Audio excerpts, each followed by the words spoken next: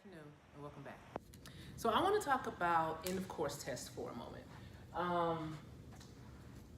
And I know it's the beginning of the school year, but this is kind of the best time to at least talk about your control in that. So an end of course test is kind of like a final exam. Ain't no kind of like, it's like a final exam. This is your final exam. It's your final exam.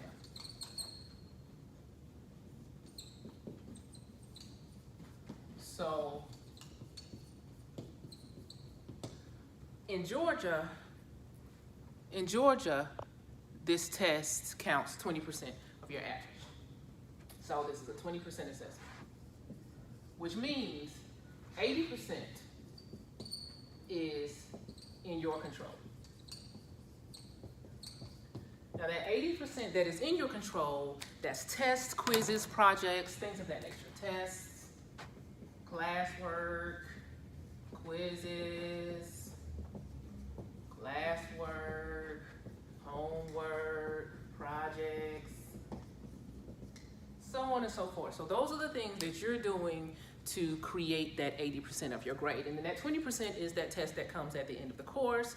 For some of you, that's going to be December-ish. For some of you, that's going to be May-ish. Now, the thing about it is, it's a percentage of your grade. So it's not your whole grade. So what you can do is you can kind of figure out what you need to do to make sure that you pass the course. I remember my senior year course, one of my teachers, I had to actually repeat her class.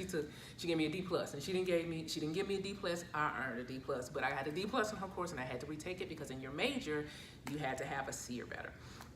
So I had to retake her course, and I'm literally taking my final exam, counting the number of points that I needed to make sure that I passed her class, and sometimes it's like that. Sometimes it's like that. Sometimes the course is just really hard and you're just trying to get through it and you need to know, hey, I need a 52 on the final exam to pass. It happens. So let's talk about how you do that and put that in perspective right now while you're still trying to take the course. Okay, so let's say that you have gotten your grade. Let's say you have a 90. Let's go there.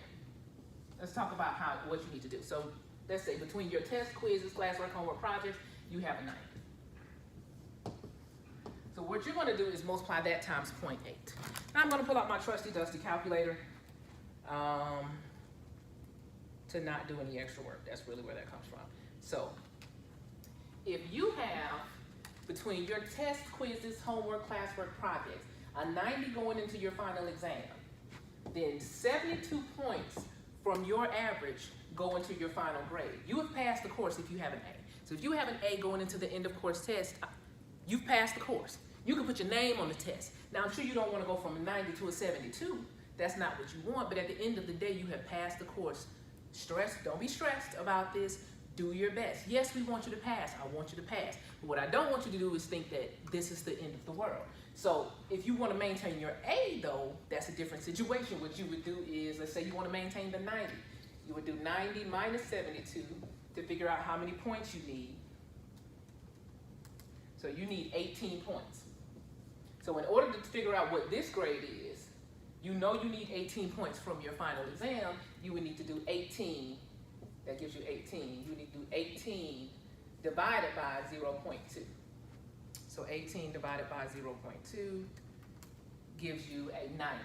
So in order for you to maintain your 90 average in the course, you would have to make a 90 on the final exam in order to have a total of 90 points. But again, if you bombed, now you can't not show up, because when you not show up, then we kind of have to give you an incomplete. You do need to take the test. We want you to take the test. We want you to pass the test. However, we want you to pass the course. So if you have an A, you are sitting pretty from the beginning of everything. So I would encourage you to keep your average as high as you possibly can. And I know that it's not an exact science, but if you go into the final exam or you go into the course knowing that you need to do your best on all of these things, that kind of takes the pressure off the final exam. But for some of us, we like to stay in that 70 range. Let me look at like an 82. Let's look at 82. Do an 82. See what happens. Do like an 82. So 82. And then if your final exam is, let's say your final exam is 15%. So let's say your final is 15%, you would do the same thing. If the final is 15%, the coursework is all of the coursework is 85%, and so you would just use 0.85 instead of 0.8. So let's do an 80, what did I say, 82? So let's say you have an 82, all of your stuff, boom, all of your stuff is an 82 times 0.8. 82 times 0.8, that gives you a 65.6. So that is not passing, not going into the final. But 65.6 points come from your average. You want at least a 70. Now, if you want an 80, that's a different conversation. But if you just want to pass, let's say you want to pass. Now, I'm not with the just pass, but let's say you just want to pass. All right, I just want to pass. So 70 minus 65.6.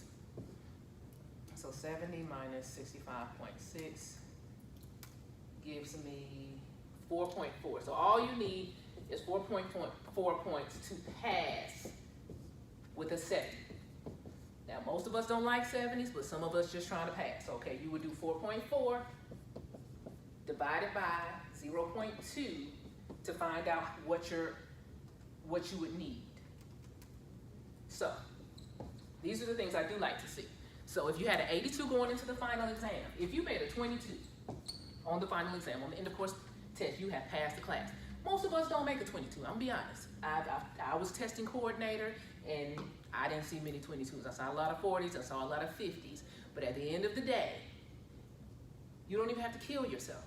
We want you to pass. I want you to pass. But what I also want you to understand is that this is a percentage. This is a percentage. The final exam is a percentage. It is part of your grade. You are most responsible for the majority. Let's look at 70. So that's, you had a B going into the final exam. You need to make, you can make a 50 and you are sitting pretty. Let's see what would happen if you made a 50. Let's do that.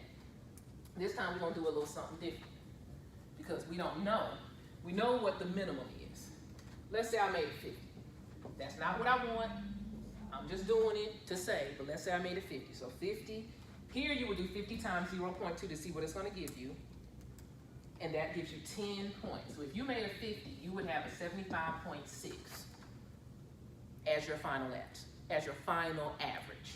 So if your average, including everything going into the final exam, was an 82, 65.6 goes towards your final average. The other 20% comes from your test.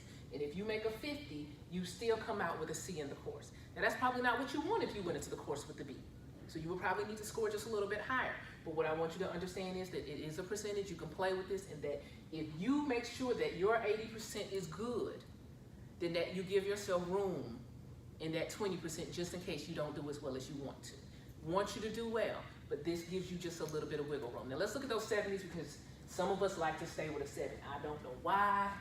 It really bothers my whole soul with that 70. Ooh, I don't even want to talk about it right now. But let's say you have a 72 going into the final exam. So 72 times 0.08. I'm sorry, 0.8, that's 80%. Is a 57.6. So if you have a 57.6 going into the final exam, let's talk about what you will need to make. 70 is passing. So we want to take 57.6 and subtract that from 70 to see what we would need in order to pass the course. So you would need a total of 12.4 points from whatever you make in order to get a 70. So that's what we're going for. So in order to figure out what you need to make, you're going to take that 12.4 divided by the percentage of the final, which for us is 20%, and that's going to give me 62. And I like this example because you don't even have to pass. Again, we want you to pass. We want you to show growth. We want you to do well. But if you make a 72, if you have a 72 in the course, all the stuff that's in your hand, this is all your stuff. If you have a 72, then if you make a 62 on the final exam, you have passed the course. Did you pass the ELC? No. But did you pass the course? Yes. Do we want you to pass the ELC? Yes. I want you to pass the ELC test, end of course test. But at the end of the day, sometimes we're here, things happen. And sometimes you are at the point where you need to calculate to the last point, I just need to pass this class. But I want you to make an A, I want you to do well. But in the event that you're close, do what's necessary. So if you made a 70, you are cooking with gas. You are cooking with gas. But your part is most important. Now we're gonna do 70 because some of us like that. I did a 72, I wasn't even trying to go to the bottom. And not the bottom because we struggle in math and we're working on it. So I won't even talk that crazy. It's just we got to work better on our averages because that's within our control. So let's go 70. 70 times 0.8. Because some people be like, well, I'm passing. Well, baby, you passing going into the final and you haven't taken the final. So if you make a 70, or you have a 70, your average is a 70 going to the final exam, then only 56 points. That's not bad. It's just that leaves a lot of work for you to do in your with your final exam. And sometimes that's a lot to leave for your final exam. But that's okay. So you need 14 points. So you would need a 14 here to get to 70. You still want to pass the course. So of course we would do 14 divided by 0.2, which is going to give us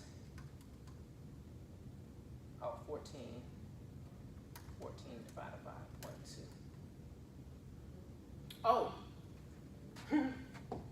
I calculated it twice because I was like, oh, something's wrong. No, nothing's wrong. You would have to pass the test, and that's why I don't like to live this close to the 70, because that puts you in the position where you have to pass, and that puts a lot of pressure on you. I want you to pass, want you to know it, but at the end of the day, if you have a 70 going into the final, that means you may be struggling with the course, and that puts a lot of pressure on having to pass the final exam, as opposed to things that you can get help with, things that you can get tutoring for, things that you can work with other people on. Have all of that as best you can get it, which leaves a lot more room here. And I just want to talk about that at the beginning of the year as we start, because then that gives you a little bit more direction and focus, hopefully, that you're getting what you need, so when you get to that final exam, you won't be in panic mode. Thank you so much for spending a little bit of time with me, and hopefully you understood, and if you didn't, then let me know. And I'll do some more examples, do some more explanations. Thank you for your time. Please subscribe, please share. I appreciate your support. Have a good one.